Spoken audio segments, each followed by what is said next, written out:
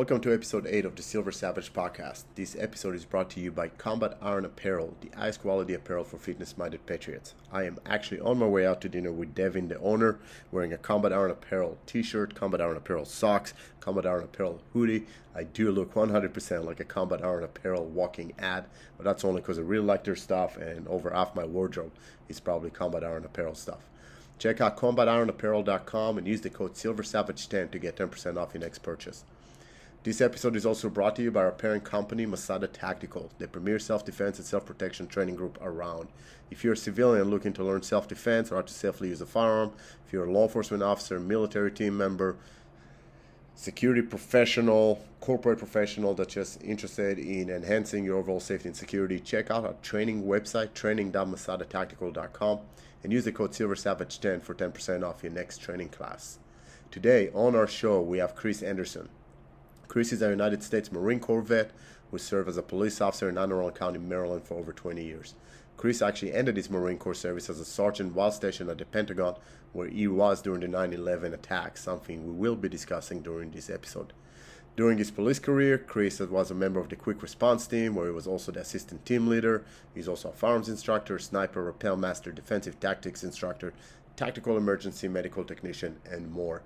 When he's not policing, Chris is also an accomplished actor and model who has worked on numerous films, television shows, and commercials, including some non-for-profit organization shows, and we'll be talking about all of that with him as well. Here's Chris Anderson.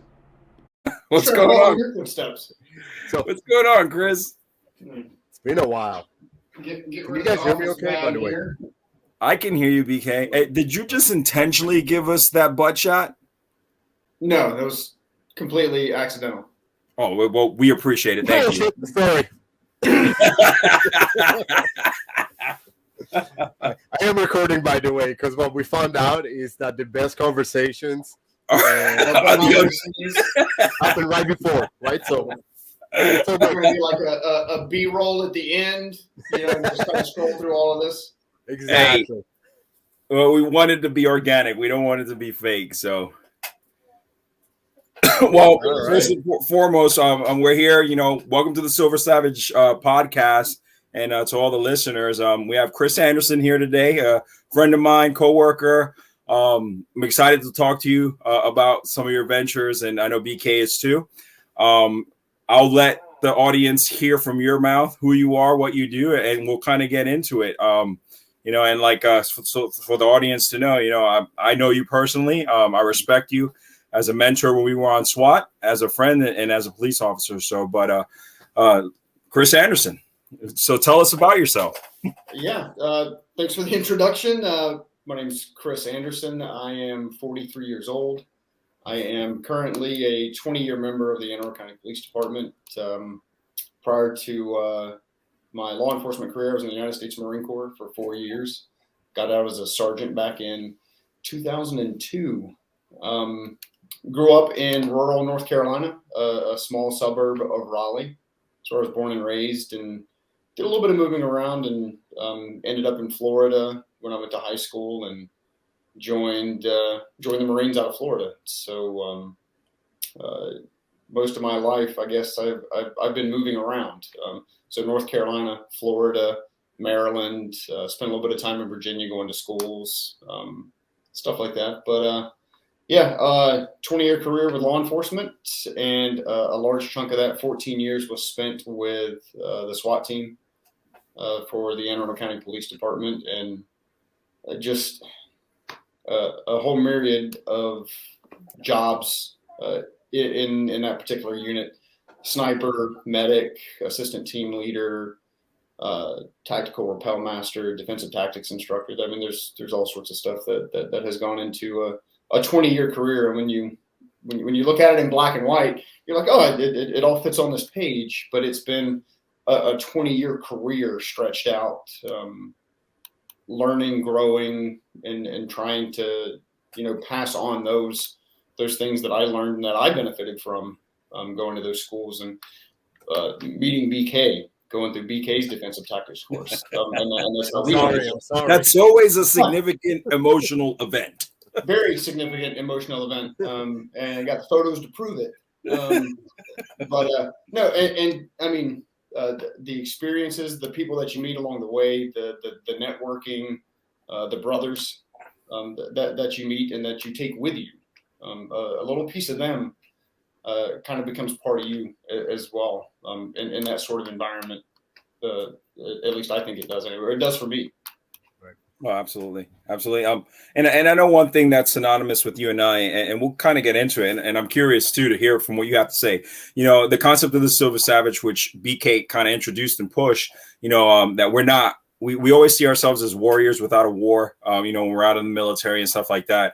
But he kind of, as BK is one of my mentors, as well, big brother, battle buddy, etc., that we do have wars to fight. They're just different wars, and one of the things I want to highlight with you is, which I always find fascinating. I always knew you were into acting and doing media stuff back when I was on SWAT, and you never really talked about it, but I saw you on commercials. I never really, there's Chris, I never, there's Chris, sign my shirt, But I knew that, and I knew it was a passion of yours. But that being said, the idea of the true Renaissance warrior, here you are, tech guy, outstanding police officer, yet on the side, you're probably reciting Shakespeare in the mirror in different accents, But tell us about that side, that balance of the warrior. You grew up without a father like I did. I joined the Marine Corps, same age as you, got out at the same time as you. What drove that inner warrior? Like here you are busting down doors and at the same time writing soliloquies while you're pooping in the bathroom. It was something that I did when I was younger. I did theater when I was a young kid. I think I was probably around 10 years old, 9, 10 range. Got into theater. I was hooked. Now, was that a personal choice or your mom made you do it? Personal choice. Personal choice. Where else would you meet girls, man? It was in church. It was a church play. Okay. It was a Christmas themed. Were you baby Jesus? I was not baby Jesus. Oh man.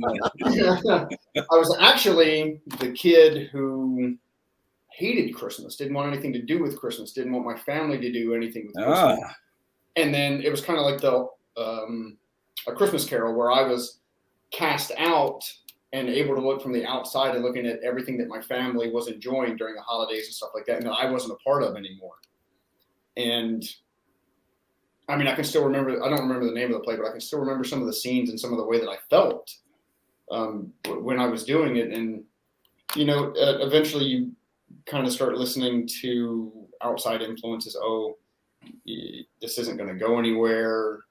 You got to get a real job. Did I fall into that trap? Probably. Or maybe I didn't know any better. It kind of just like tapered off. So, I did print work. I did some modeling for some VIP formal wear, the whole tuxedo with the bow ties. And yeah, I got a pair of the underwear in my closet. But it just kind of trailed off. Like I didn't follow it. Even as much as I enjoyed it, I didn't follow through. Any regrets there? Chris, sorry to call you, but sounds to me like, if you were talking to your 10-year-old self, would you have dictated a different route? Absolutely. Absolutely. Yeah. I would have said, stick with it. If it's something that you love and something that you enjoy and something that you're passionate about, just do it. Just go all in and go for it, because you never know what opportunities are going to present themselves or become available depending on the path that you take. We all have the ability to make choices. That's what's great about being a human being, is that we have the ability to make our own choices, and our choices kind of dictate, the lives that we lead in the paths that we take. And there's a lot of things that I wouldn't trade for anything in the world. My experiences in the Marine Corps, meeting my wife, having my son, the men and women that I've met, in law enforcement and in the Marine Corps, and some of the greatest people ever.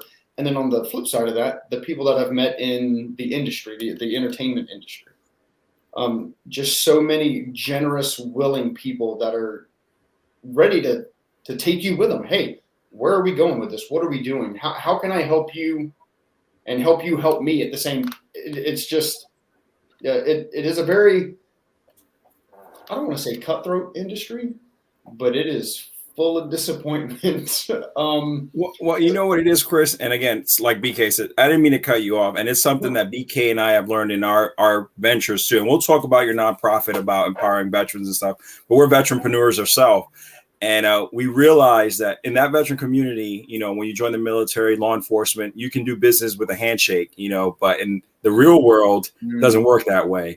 And unfortunately, some warriors like ourselves, where you have to trust your battle buddy in combat or hairy situations to look out for you, it's not so much that way in the world, so it's okay to say it's cutthroat because it is, and unfortunately, when we're within our community, we can rely on each other, but it's just not that way all the time, Oh, absolutely. Yeah. And I mean, I got back into it probably, 2022? So 8 years ago-ish. I ran into someone who was working on the set of Veep on HBO. And it just kind of sparked. I can do that. I can be that again, or I can have, that. It's hard to explain. Like, do either one of you ever feel like you were meant for something more than what you're doing? Like, no, were you absolutely. ever at a point in your life where you're like, I'm more than this. I am more than what I'm currently doing. I am more than what I am currently at.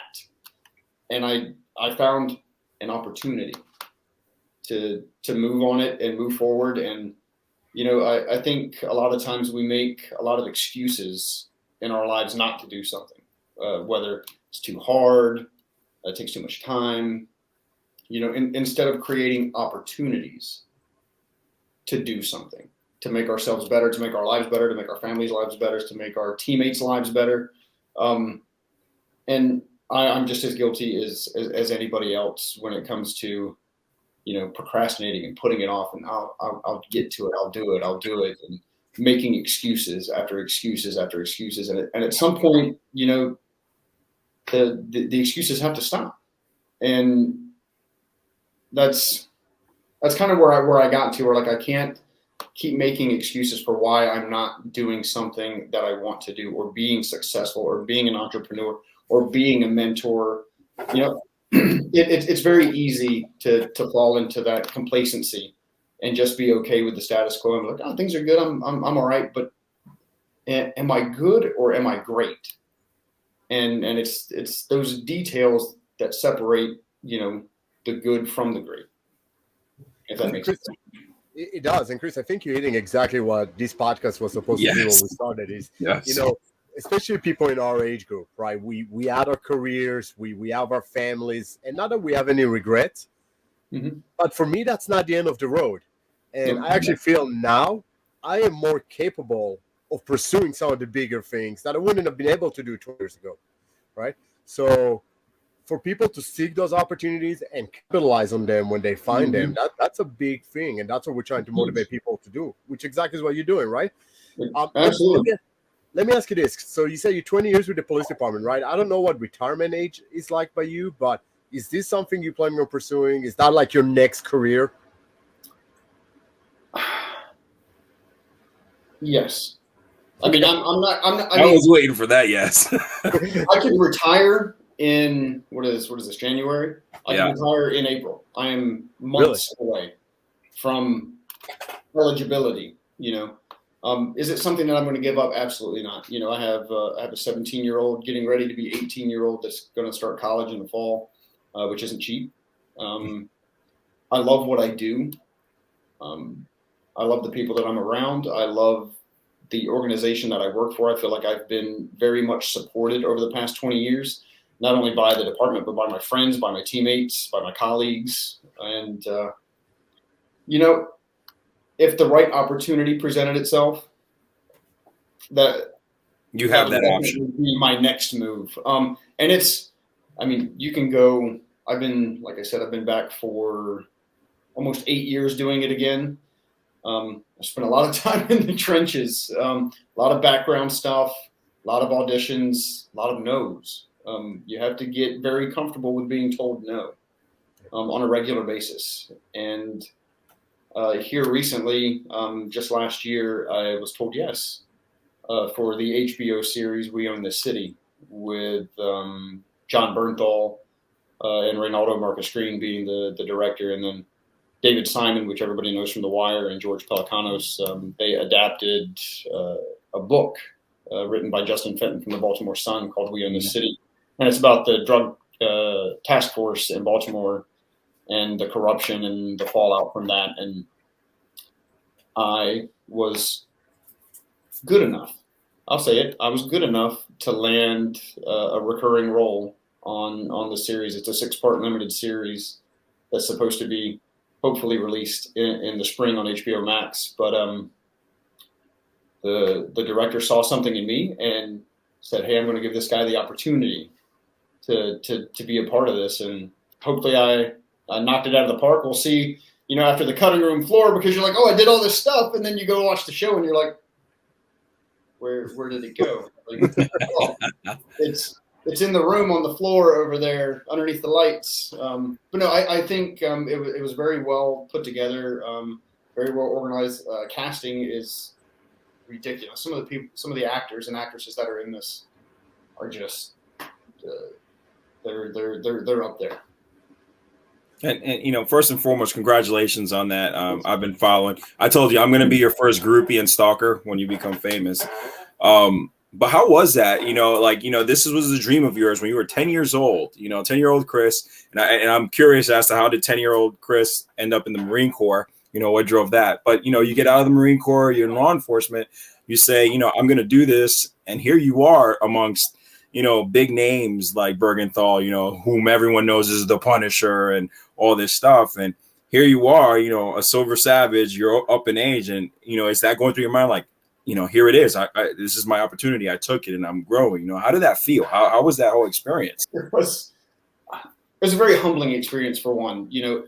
There's tens of thousands of people who are out there every single day trying to reach that same goal. Hey, this is what I want to do. This is what I want my life to be. And just to be able to do that, even just once, even if this was like, a one-hit wonder.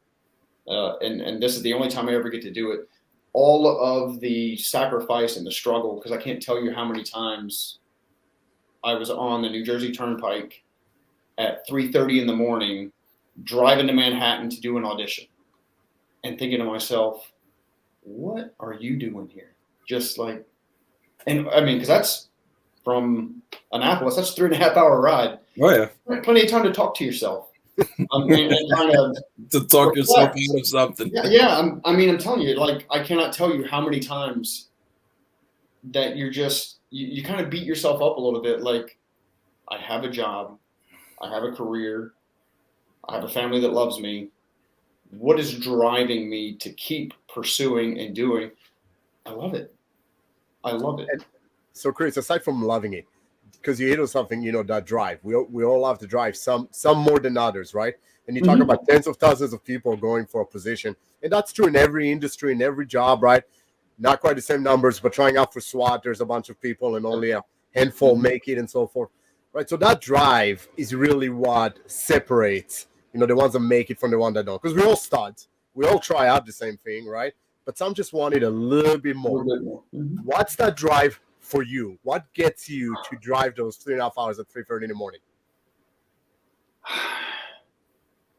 A little bit of it, I think, is a fear of failure and a fear of what if I don't do this? What happens to me if I don't do this? How am I going to look at myself if I don't do this? If I stop doing what I care about and what I love, what happens when I stop, or what happens when I give up? What happens when I quit? Back to my Marine Corps days, that's not in your vocabulary. You don't quit. You don't make excuses. You don't give up. And I don't know if that was there. Like, if you're born with that innate ability to just kind of mentally drive through some of the obstacles that we put in front of ourselves, because we all have obstacles in our lives that we need to overcome if we're pursuing anything. And it's just one of those things where I learned a long time ago that if it's worth having, it's worth fighting for. And that's just my approach to it, is if I really want to do this, it's worth the struggle. It's worth the fight. And you just remind yourself that you're doing this not because somebody else wants you to do it, because you want to do it. It's for your, I don't want to call it an achievement or satisfaction or gratification. It's just a feeling on the inside that you're being you. You're being who you have the potential to be, and you're the only person that's in control of that. Nobody has really a say in how far you can go in this world other than you. And I have to remind myself of that sometimes because, like I said, 3:30 in the morning on the New Jersey Turnpike, you're literally talking to yourself out loud in the car. What, you idiot? What are you doing? You could be at home asleep right now. And there's a fire. The fire was lit a long time ago.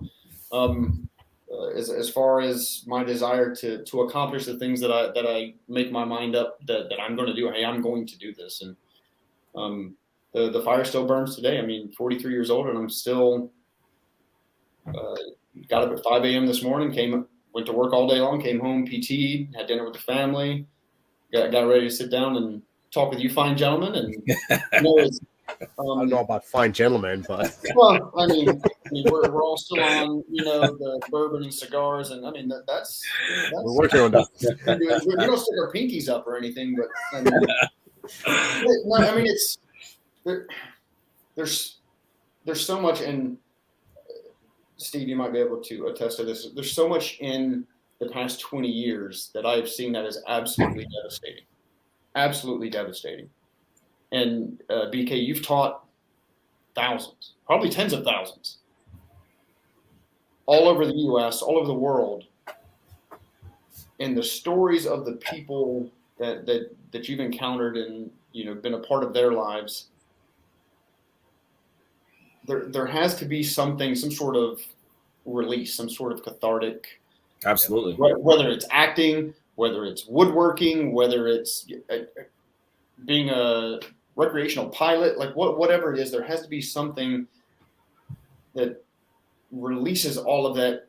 It's negativity. For me, it's just, you see so many negative things in your daily job that, it's very cathartic for me when I go on these auditions and I become these characters that I know I'm going home safe. Like I'm not going to get hurt. This is all right. If the director doesn't like what I did, I'll just do it again. So, and I know the answer to this question, Chris, because I mean you're speaking about your experiences now, but would you say, your time as a law enforcement? I've always said the best actors are police officers because we got to turn it on and off our entire career. But would you say 10-year-old Chris, who was playing a tree at the church play, is way better now? Okay, I was a real boy.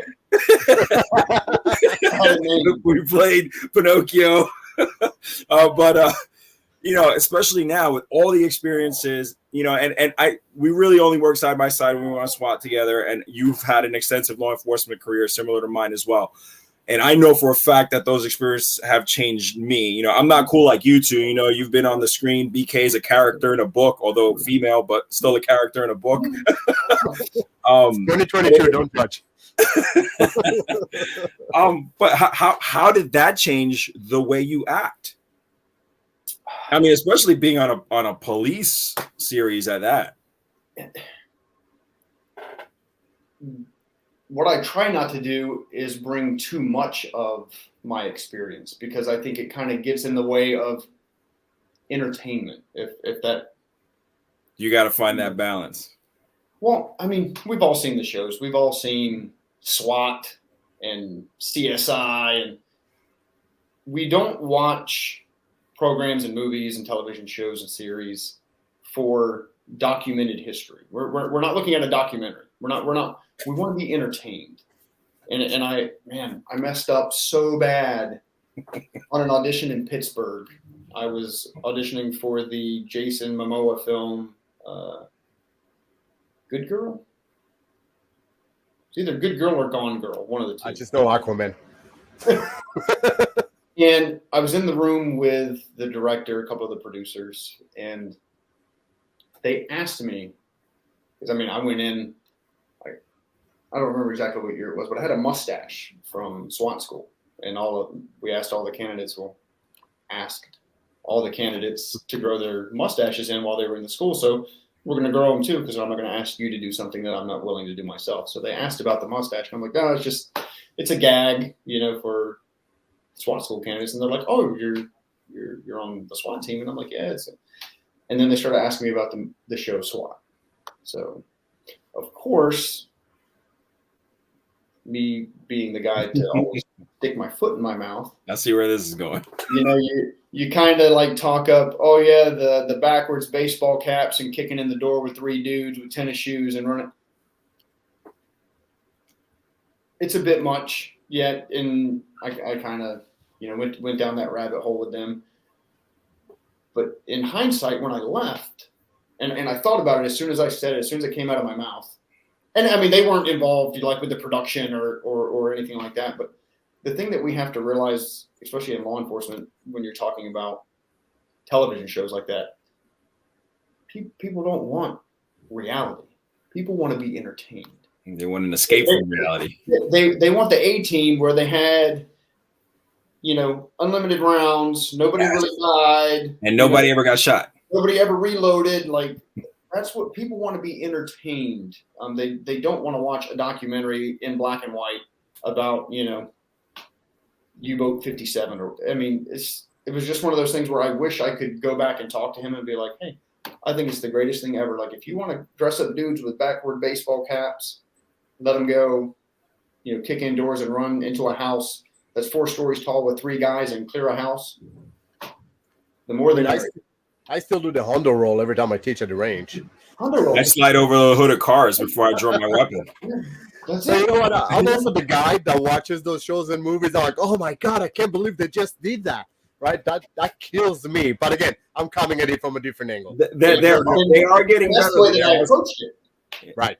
I approached it from the SWAT guy critiquing a SWAT show, but that's not the purpose of the show. The purpose of the show is to entertain the audience, and that's what they're doing. It's entertaining. So, I try back to the question. I try to bring as much realism as I can and offer advice when appropriate. Because We Own the City it's almost like a documentary. It's all true story. It's all based off of actual events that occurred in Baltimore City. And I play one of the higher ups on the Baltimore City Police Department. And you kind of have to work that balance with what the director's vision is and the writer and the producers. Like, hey, this is the kind of relationship or the dynamics that we want between you two. But in your mind, you're like, there's no way that would happen. Like, you're no way. This guy wouldn't even talk to me. Like, I wouldn't be in the same room. Like, but so there is that balance where you kind of have to put that stuff on a shelf. Like, I know nothing. I'm this lump of clay. Just mold me into whatever you need me to be and send me in that direction. And that's the director's job, is to kind of,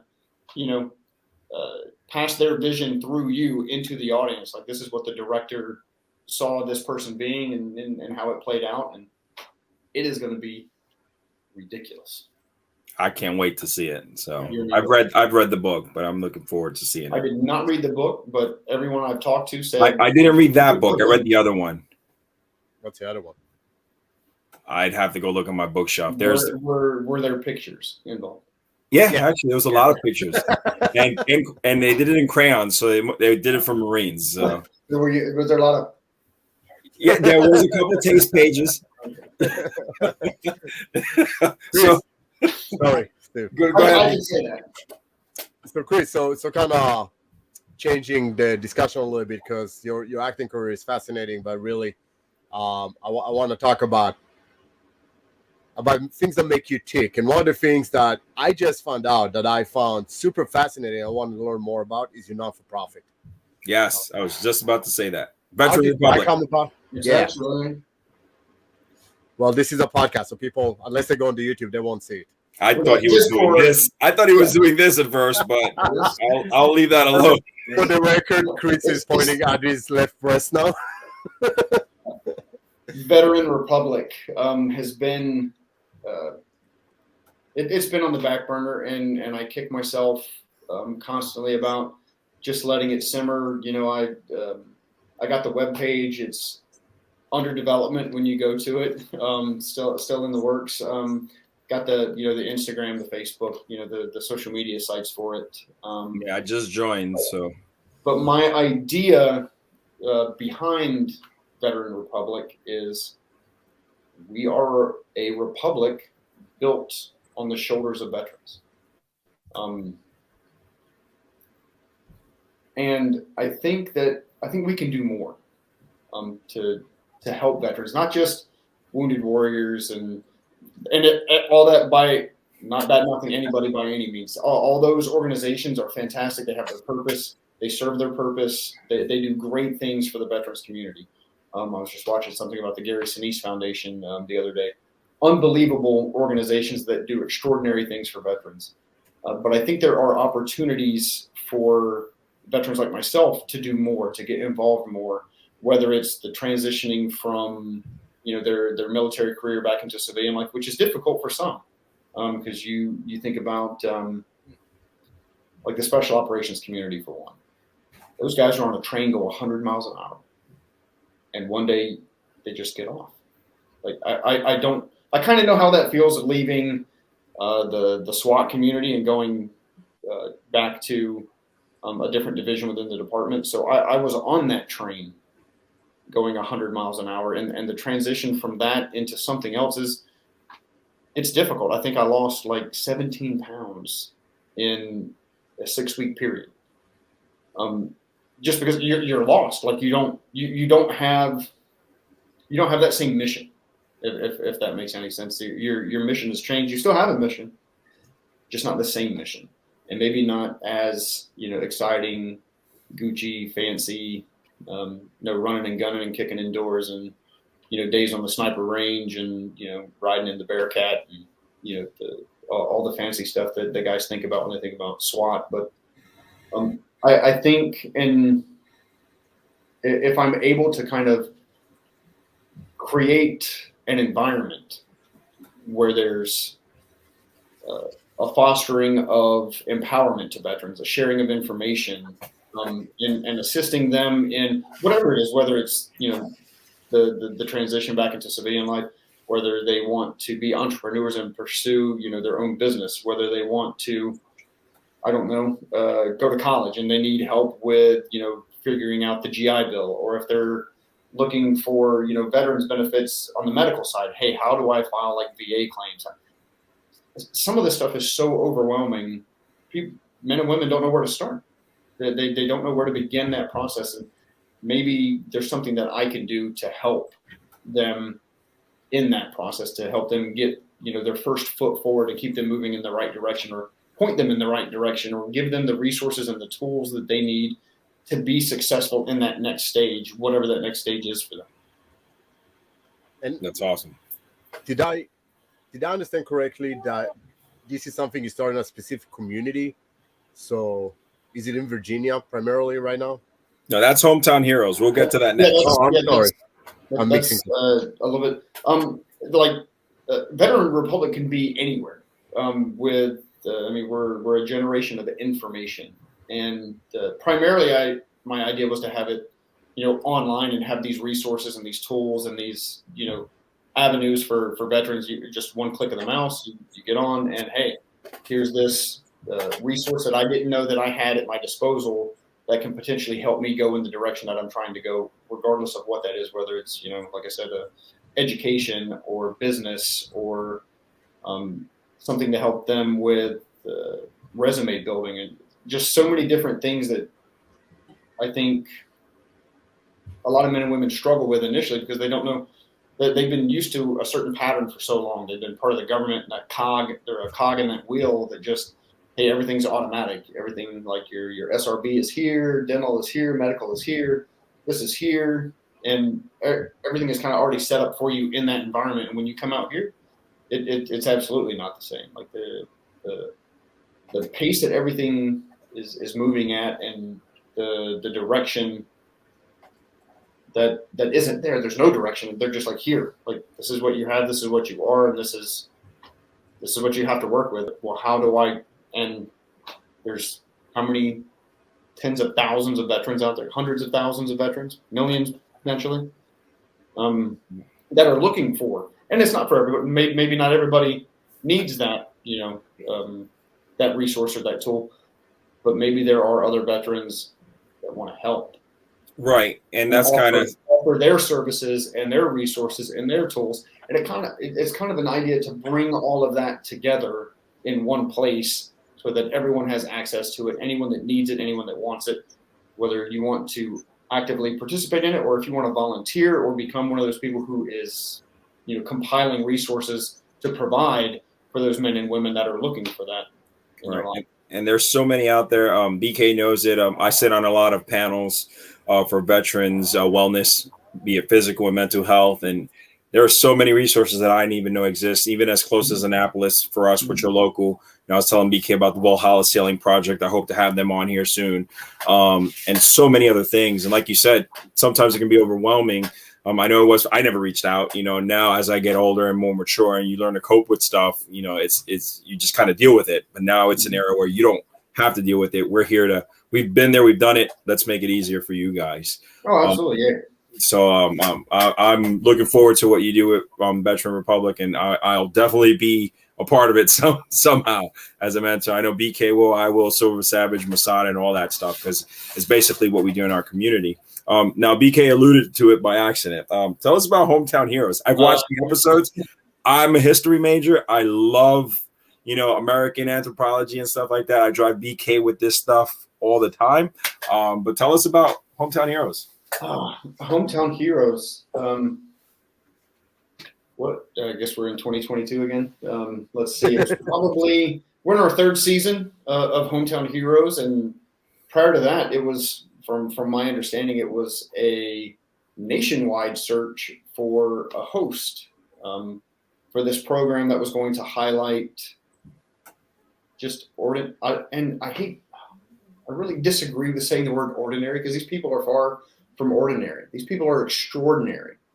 So it highlights extraordinary people doing extraordinary things in their communities, whether it's the girl who's collecting coats for the homeless and going around and distributing them, or the dentist who is using their free time to go into a mobile clinic and driving around and offering free dental work to citizens of their community. It also highlights police officers, for one, who are doing extraordinary things, military members.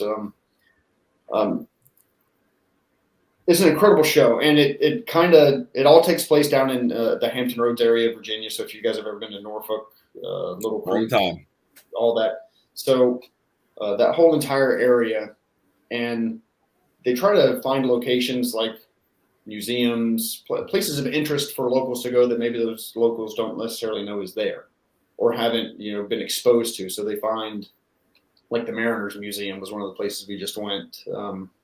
I saw that episode. The Hampton Roads History Museum. And we base the show out of there, and what they'll do is they'll go around and they'll film all of these packages prior to me coming down there, and it highlights the extraordinary people doing extraordinary things in their community to help their community. And then they'll come to me, and I'll kind of like pitch each like little segment, but then we'll also be at the location and we'll highlight stuff at that location, so people are like, hey, next time I'm in Hampton Roads, I'll go to the Hampton Roads History Museum and I'll go check out what's there. But then I also got to hear about the history of the Navy SEALs. So, I mean, it's Virginia based, but it could cover any topic, military, law enforcement, first responder, and beyond. Like, I mean, we did a series on, or a little package on a baker at Hardee's that was like the champion biscuit maker for Hardee's and was teaching other people how to make biscuits. I mean, who loves Hardee's biscuits? I mean, I don't know that I ever had Arby's biscuits, but I am a cop in Alabama, so I have my share of biscuits. He's like, I don't eat carbs. I'm a meat and cheese guy. But no, and it really is something that I love it. The producers love it.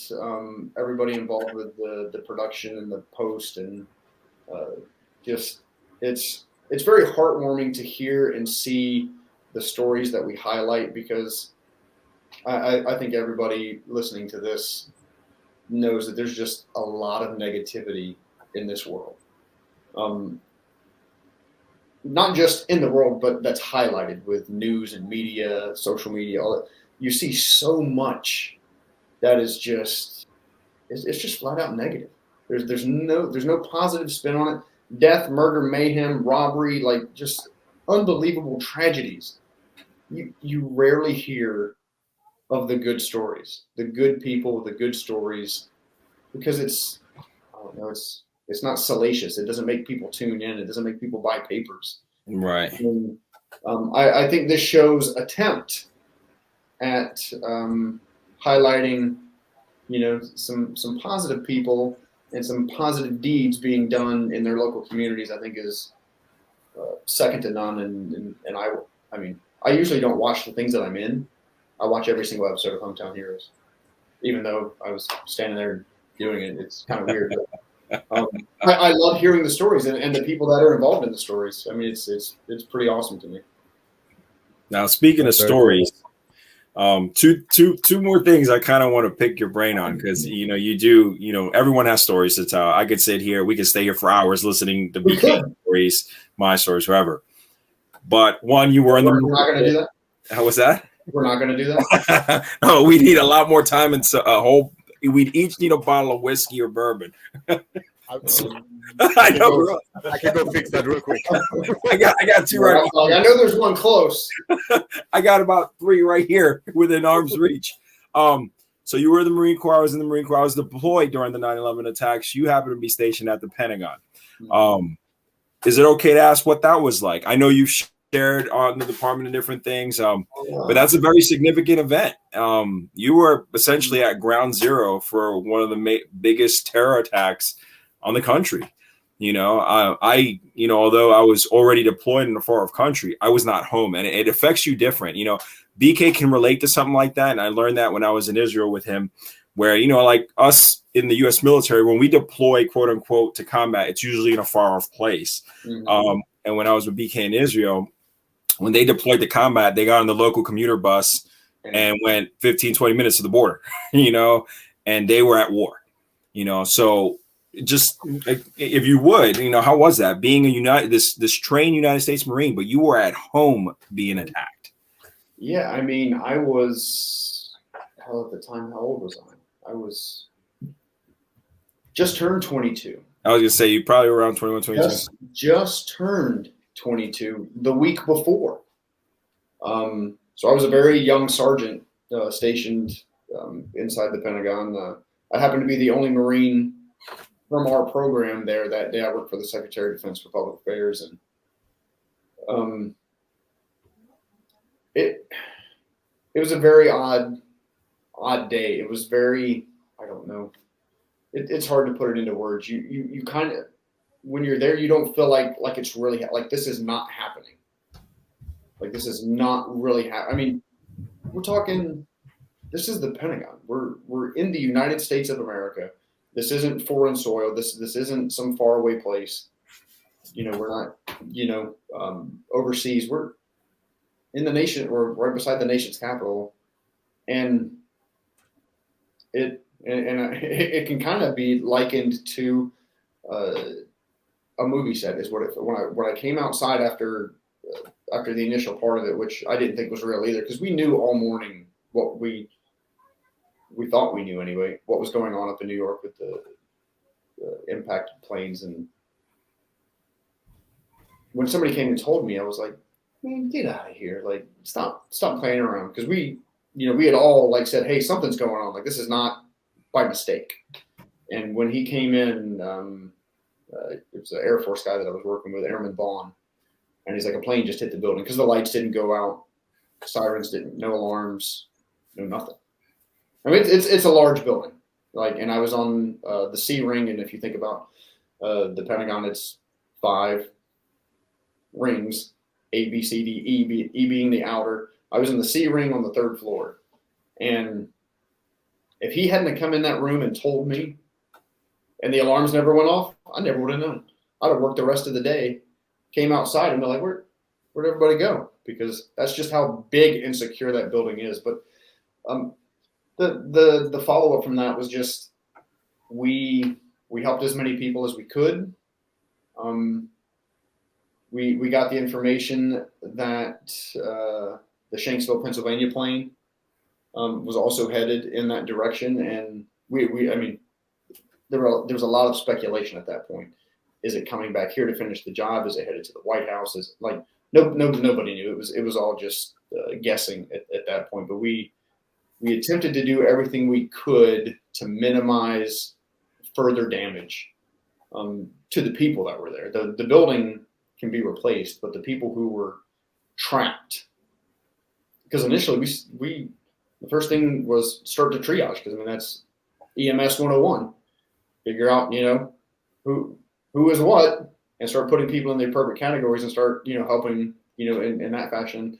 Everyone was going to the center courtyard of the Pentagon for triage to be like, hey, this is where we need to start helping people and start separating people based on their injuries. And now there's another plane coming. Overwhelming. And I'm 22 years old. I'm still a kid, and people are looking at you for direction, and you're kind of thrust into that, or I was kind of thrust into that, and it was an extremely long day for me, and I had no idea that either of the towers had fallen until I got home. No idea. Well, I mean, we weren't in that information age back then. I mean, right. Every single cell phone on the planet was being used at the time, so I couldn't even call my family to tell my family that. I mean, because they all knew where I was. You couldn't use a payphone. You couldn't use a cell phone. There was no Twitter. There was no Instagram. There was no, I guess, Facebook or MySpace. One of the two was. But it was that we weren't that same generation of information like we are now. Everything is just. My kids don't believe me that I didn't grow up with the internet. Yeah. But BK, if I could pick your brain, because this is always something that fascinates me, between militaries in other countries and specifically Israel. I'm an Israeli at heart. I love the country. I love the culture from a religious aspect, geographic aspect, and culturally in general, and their military. We can make you Jewish with one little slice. Yes. But like Chris said, he's 22 years old. America's being attacked. But that's like a daily occurrence over there. BK, when you were 22 years old, I mean, that was something. I mean, you took me, I can't remember the name of the town. I think it was like, I can't pronounce it. It was referred to me as a 10-second town, and everything had seconds to it. And that was the time you had to get to a bunker. And we were in a playground, and I'm playing in this giant caterpillar that doubled as a bunker in front of a kid's playground. So, I mean, just comparatively, because I like people to hear this, because I was ignorant until I saw it for myself. So, BK. I'm not going to take Chris's thunder. This is his time, but, you're comparing apples and oranges in that sense, culturally. I mean, you grew up with it. I'll give you an example. Growing up in Israel, you get these public service announcements on TV that if you see an unattended bag, call the police, get people away, don't touch it. I mean, you're concerned about IEDs from the day you were born as a kid. So that's just the norm, right? At 18, you go to the military, and short of you having a medical issue, you're going to be in a combat unit. Special operations, not special operations, doesn't matter. You're going to go to combat. And in Israel, combat is all around. When I went in, we were still in South Lebanon. Now it's Gaza and the occupied territories, So you're going to see combat at 18, 19. So when you come up in ranks, Chris talked about being a young sergeant. I was a sergeant at 20 and actually 19 and a half or so, because the promotions are a lot quicker over there, at least initially for NCOs. As a sergeant, you're seasoned. So it's a different mindset. Now, we never dealt with anything of the magnitude of 9/11, right? We see them more frequently, but we've never been attacked to that extent, short of a war, right? So this is certainly a unique, overwhelming experience. I'll tell you, I was a personal trainer at the gym at the time, and I see the replay of the first airplane hitting the first tower, and then the second one coming by, and the first thing out of my mouth was, "This is not an accident," and you get intuition about things like that. But it's crazy how like-minded individuals had the same thought process while this was occurring, because we were listening to it on the radio, and they're like, "Oh, a plane hit the North Tower of World Trade," and we're like, "Oh, a little sightseeing Piper plane kind of clipped the building." Yeah. And then you jumped on CNN.com or whatever it was in the office, and you're like, "Man, that's a gigantic hole. Like, that's not a little plane." And that's not an accident. And then you go to the Pentagon Police Department back then. I think it was the Pentagon Force Protection Agency back then. Mm-hmm. And you're like, "Hey, are we shutting the building down?" No, it's business as usual. And not a hit on them. Like, it was just nope. And then by the time we make it back to our office, a second plane has hit the second tower, and we're like, "Come, real." So you go back and you start having these same conversations, and we're all like, "Hey, it's a gigantic target," and and no fault on them, but that was the mindset that we were going through as military members versus law enforcement or private. And we were a peacetime military for the most part at the time. Desert Storm was over. You had the Balkans conflict, which was a peace enforcement mission, which is where I was deployed when the attacks happened. So we weren't really like we are now, where, so many young men and women are combat trained, kind of like Israel now. We look for it, we expect it. So the mindset was a little different too. I would venture to say we were complacent. It happens. But so we've talked about Chris. The actor, a 10-year-old actor, HBO now, which is awesome. Can't wait to see. Hometown Heroes director, SWAT sniper medic, Mr. Sexy Dude, doing Hondo roles and stuff like that. Tell us about Chris, the shrimp boat worker. Oh, geez. Wow. Lieutenant Dan. It wasn't straight out of Forrest Gump or anything. I grew up on the East Coast of North Carolina, so probably all of my ancestors were commercial fishermen on the East Coast of North Carolina, and heck, my uncle was up until like last year. I think he still owned one of the oldest commercial fishing vessels on the East Coast. It was built in like 1908, something crazy. Like it's called Old Salt was the name of the boat. For one summer. Right where my mom grew up on the water of North Carolina, I worked on a shrimp boat trawler for an entire summer. I don't want to say hard back-breaking work because, you sit around for a couple hours while these big nets drag behind the boat and pick up the shrimp. But then when the nets get hauled in and you're standing, table's probably the size of the room that I'm sitting in, and you're just by hand picking them up and sorting them based on their size. And one of the greatest experiences I had was getting shrimp poisoning. And I don't know if anybody listening to this knows what shrimp poisoning is. I certainly don't. Shrimp have barbs on their faces. And if you get stuck enough times in your hands will swell up like Mickey Mouse gloves, and they will hurt like nobody's business. Because you wear gloves when you're picking them up, but the gloves tend to like break the shrimp, and the buyers really aren't great on wanting, destroyed shrimp. So you kind of be a man, throw the gloves away, pick the daggone shrimp up and throw them in the ice bucket or whatever. And one particular week I got stabbed so many times by the barbs. And then there's, God knows what's in the water. It's not funny, but I kind of laugh. I'm telling you, like when your fingers are fully, and you cannot curl because you are in so much pain. Your fingers are stuck. Like it was crazy. But yeah, I got what they call shrimp poisoning while I was working on a shrimp boat. I kept both my legs, so there was no Lieutenant Dan reenactments. I didn't go out in a hurricane. We were fair weather fishermen. If it was storming too bad, we just stayed in port. It's kind of like cops. But yeah.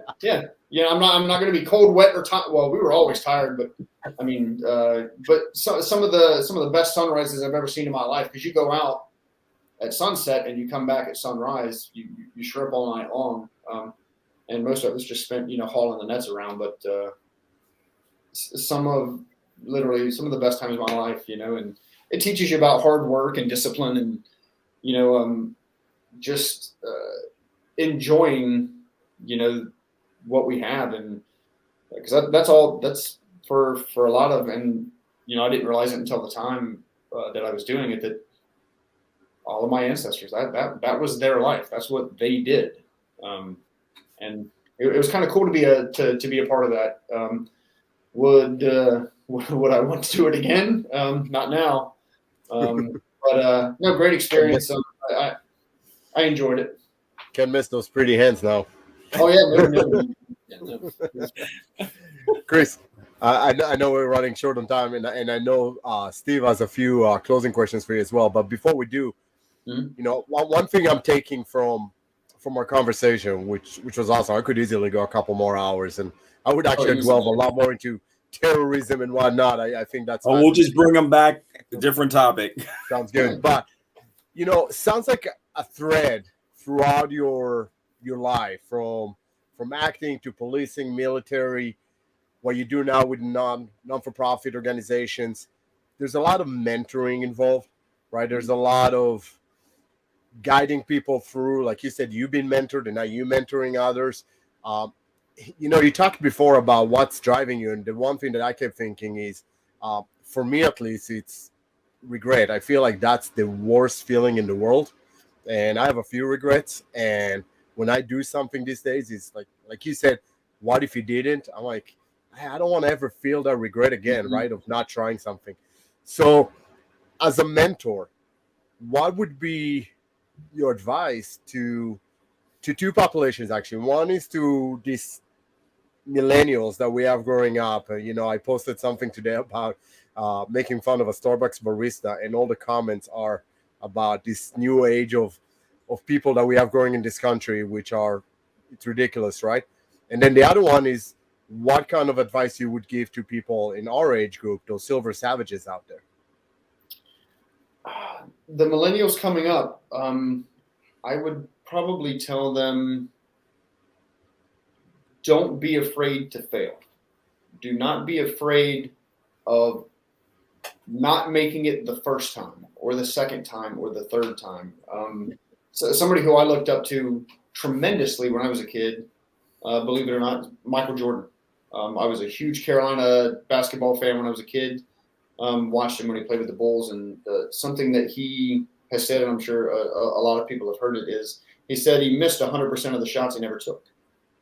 And I think a lot of people are afraid, myself included. I've been afraid before to try something new or to try something different. And for those people who are those men and women who are coming up now, is don't be afraid to try.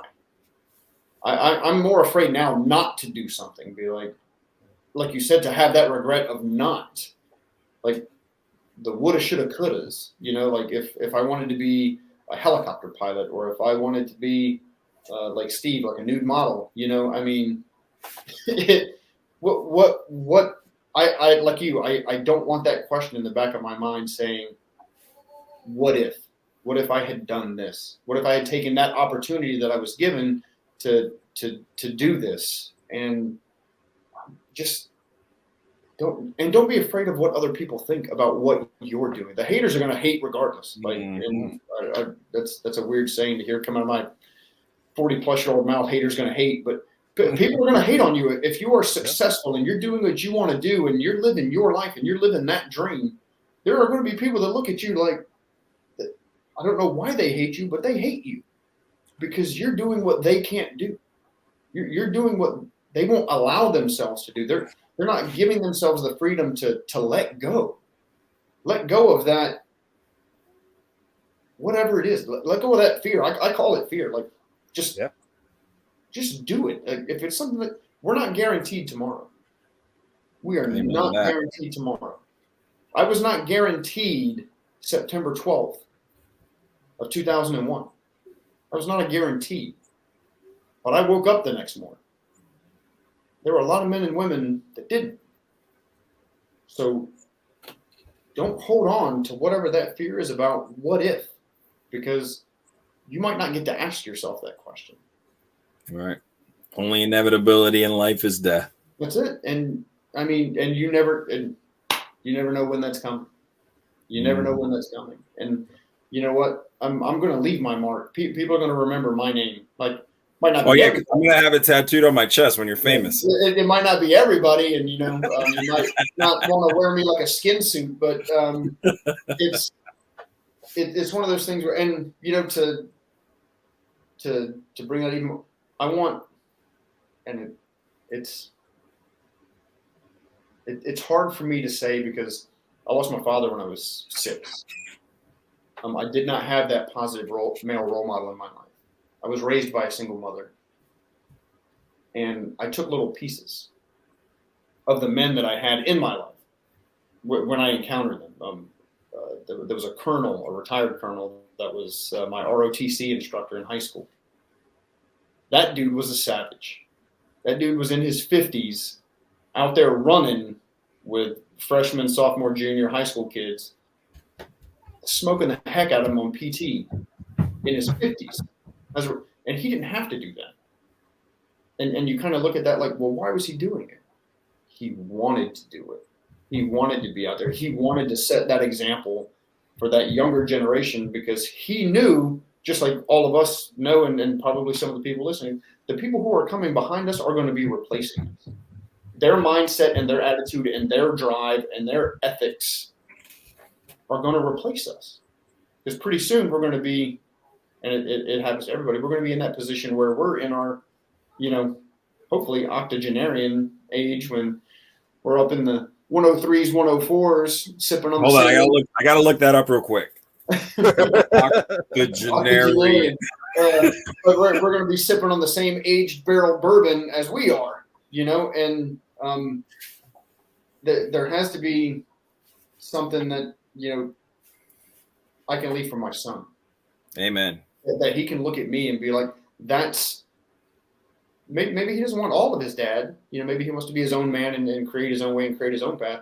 But this piece, I saw how my dad worked. I saw how my dad lived. I saw how my dad loved. And I'm taking that with me, and I'm taking that forward, and then I'm going to teach that to the next generation. So for the millennial part. And what was the second half of that, BK? So I would assume it would be the same advice, but the silver savages out there that are listening to this podcast, absolutely the same. Absolutely the same. Let go of whatever is stopping you from achieving your, I guess, optimal self. Like I don't know how else to explain it. Like let go of whatever is holding you back, because tomorrow might not be there. There's going to be, what if, there's always what if. What if grasshoppers had machine guns, but birds still try to eat them? I don't know. That would be so awesome. Man, I'm going to dwell on that tonight. Let's go to sleep. We might have to call Steve Jones on this one. That's a book right there. Wow. I mean, you can what if everything to death. Like, don't care about the what ifs. Don't hold on to the what ifs. Hey, so when you produce that movie, Chris, I want to be one of the grasshoppers. Okay. I kind of want to be the bird just to see what happens. What kind of bird? Not, but no, it's just it's one of those things where like I'm just as guilty as anybody else who I've ever encountered of making excuses, procrastinating, putting things off. But you know what? I think over the past at least 8 years, I've done a pretty good job of letting go of a few things. That were kind of standing in the way, because and a lot of it is fear of being a failure, not succeeding, not getting that part or not getting that role, or disappointing yourself. Like I hate disappointing myself, and I try to work every day to learn something new, gain a new skill, gain a new knowledge, read a book, I damn sure try to exercise. Going back to my father, I lost my father when he was 49, died of a heart attack. Wow. There's we could do a whole nother podcast. And look, we all have lost our dads. We all have stories surrounding that.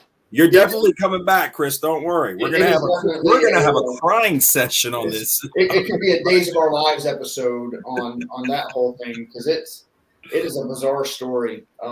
But you know what? It is a good topic that we'll need to broach in the future, especially as Silver Savages. We're all fathers here, and many of us, we all lost our dads at some point. Some of us sooner than others, but that grossly affects how we become as men as well. Okay. And that's definitely a topic we'll definitely reintroduce here. But Chris, like I said, I mean, you're an amazing dude. I'm not trying to blow smoke up your pipe.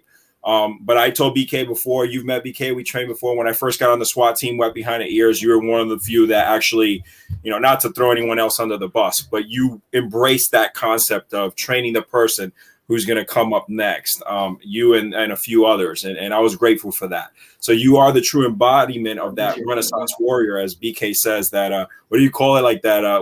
What's your term for a BK? What, the samurai? Like a samurai poet kind of thing, a Renaissance man.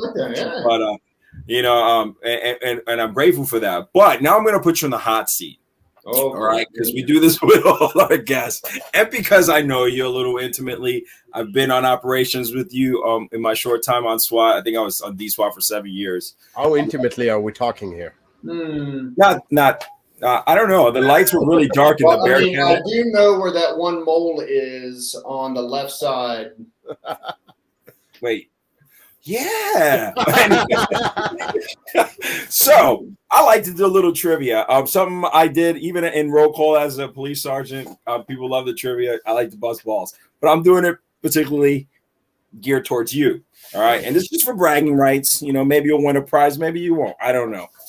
You win a beer on me. I like prizes. So. All right. Listen. All right. So you were recently acting HBO miniseries. All right. You acted with Mr. Bergenthal. Bernthal. Sorry. It's the New York accent, He may be Jewish, which makes him Bergenthal. And yes, they're Jewish. Oh, Bergenthal. Oh, okay. All right. So I am a huge Punisher fan. He was my childhood hero, as morbid as that sounds. But this question's for you. What was the Punisher's original? Because in the new one, it's different. The one that Mr. Bergenthal plays, the character's background is different. All right, whatever. You know what I mean. What was his original military branch of service? The comic book character, the Punisher. See, you got me because I don't read the comics. But if I listen, these questions are easy. Think. I'll put it this way. The answer is within you. Yes, United States Marine Corps. Boom! Bing, bing, bing, bing, bing. Wait a second, Steve. So, in the Netflix show, isn't he a Marine Corps vet? No, I think he's portrayed as Army Special Forces. Army. Yeah. Okay. Yeah, in the original character, he's a Vietnam vet, sniper. Becomes a New York City cop. Mob kills his family, and there's some different renditions and stuff like that where he's a Marine Corps captain. He sells his soul to freaking Satan, and it's like Chris said before. It's Frank about entertainment. Castle? Isn't that his name, Frank Castle? That's Frank Castle, yes. But the original I still had the original Nam comic books where he debuted, and they show how he got his white skull, which was the issue was based off of actually Carlos Hathcock, the Marine Corps sniper. When he killed the white, she was called the Monkey, a sniper, and the Vietnamese sniper would wear a monkey skull. So he took that skull and then painted it on his chest. And that's how they portrayed it in the earlier comics. All right. But anyway, moving on forward. Yes, I have closure on that one. Listen, the original Dolph Lundgren Punisher is the one I love. I still have that prayer memorized in the sewers from that movie. Anyway. All right. Back to your boot camp Marine Corps days. All right. As Marine Corps history goes, what were the 5 major battles of World War II? Well, you should have this ingrained in your head. Keyword bigot. Keyword bigot. How do you forget that? Guadalcanal, Tarawa. Yeah, it's coming to you. Incheon? No, that's Korea. No. Iwo Jima, sorry. Yep, that's 3. You need the B. The B and the O. The B and the O. I'll give you the 3. Man, so keyword bigot, Bougainville, Iwo Jima, Guadalcanal, Okinawa, and Tarawa. Bougainville. I guess you weren't as brainwashed as I was. No, definitely not. All right. I still tell you, JJ did tie buckle. I know that did he. All right. Next question. And this isn't really a question, it's more of a personal question to you. Do you have a favorite Marine Corps quote from any Marine, and what is it?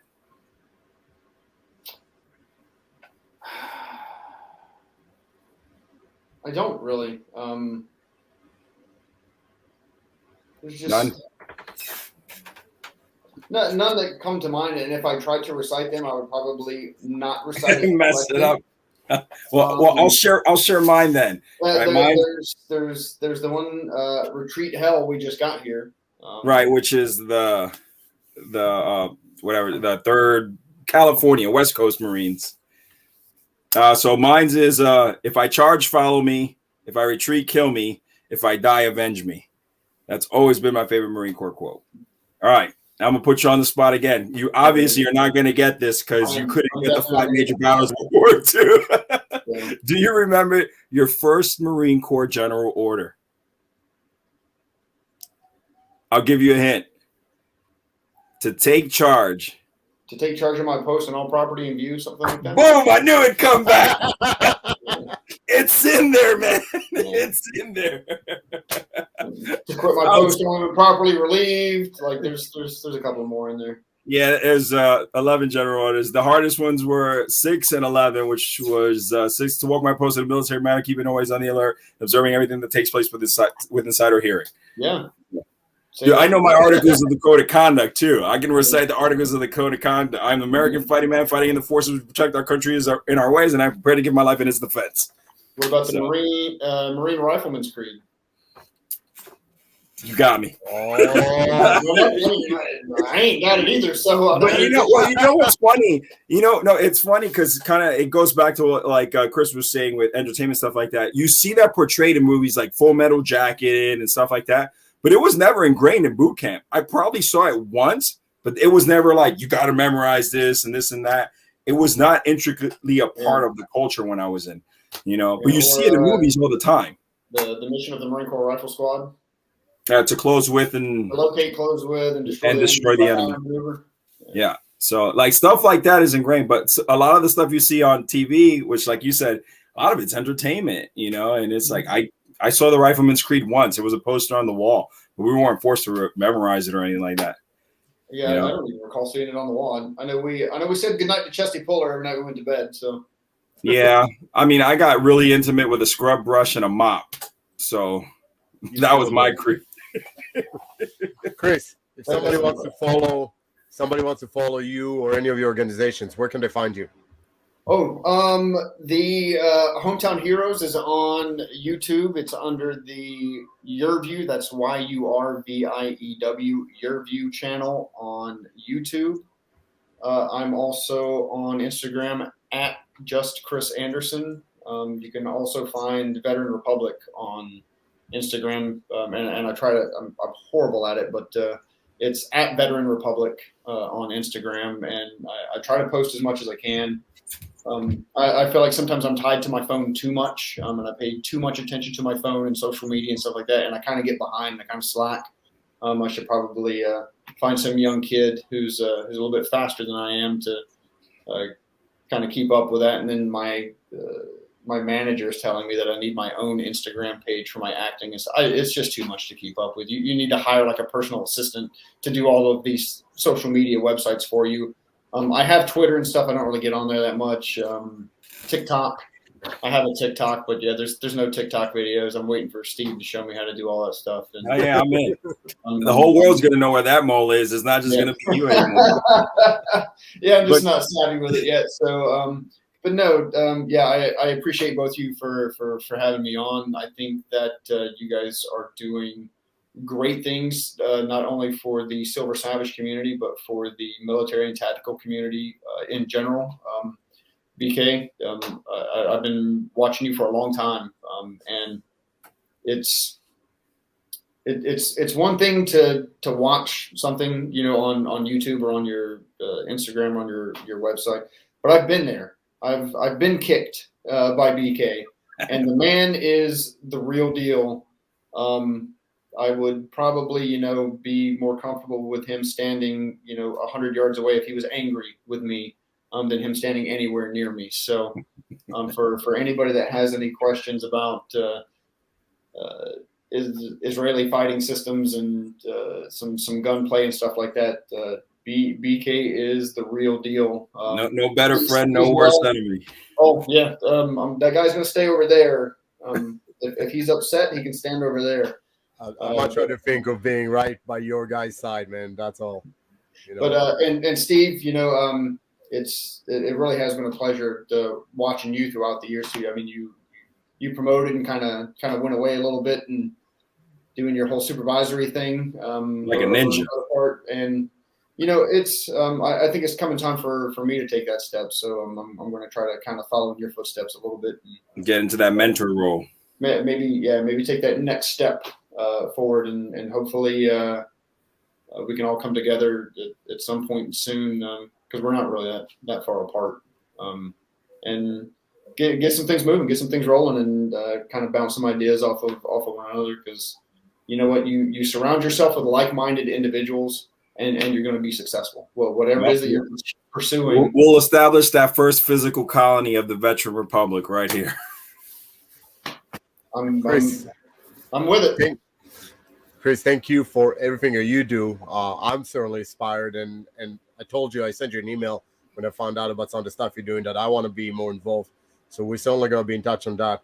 I appreciate your time and everything that you do, man. It's been great knowing you over the years and having you on this podcast. Absolutely, yeah. I mean, one of a kind, you guys. Yeah. I mean, you are kind of dressing the same, and now the chin hair is kind of look. So. We get confused a lot. It's funny. Yeah. It's pretty cool, actually. I mean, the accent is a dead giveaway, but I mean, his Canadian accent. It's my Canadian accent. Chris, thank you, brother. I appreciate it, guys. Thank you for listening to the Silver Savage podcast. Please go ahead and give us a like, write a comment. This is how our ratings go up. If you don't mind also following us on social media, you can follow us on Instagram, silver_savage45. You can follow us on Facebook, LinkedIn, and our YouTube channel, where you can see all these episodes videos as well.